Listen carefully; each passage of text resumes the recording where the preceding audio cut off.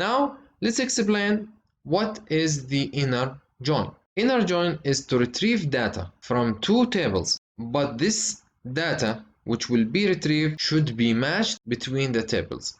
So only I will return the matched data between the two tables. Left join. Left join is to do the join between two tables and to retrieve data from two tables, but I will retrieve all data from the left table and the matched rows from the right table, and the rows in the right table will become a null if there is no a match, and this also we will understand it by an example. And the right table is same as the left, but it will return all records from the right table and the matched record from the left table.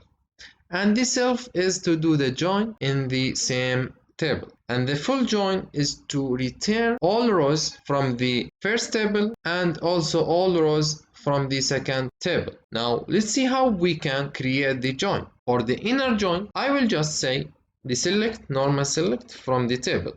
Then I will use the keyword inner join and I will decide the table which I am going to join with, the table 1 with the table 2. And I have to set my condition for the join using the keyword on, and then I have to mention, for example, the table 1 dot the column name should be equal to the table 2 dot column name. So this is the syntax for the inner join. For the left join will be the same, but the keyword will be left join and the condition will be in the same way. And for the right will be the same, but the keyword will be right rather than left. The full join.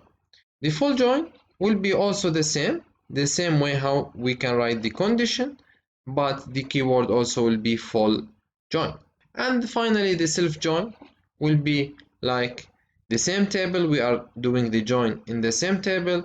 So the first table which is called here A, and the second table which is called here B, for example, from table 1 we rename it as a and table 1, the same table, we rename it as a B. So the condition will be using where condition A dot the name of the column equal to the B dot name of the column. So here there is no join keyword, just we use the normal where clause. Now let's take an example for the join in order to understand it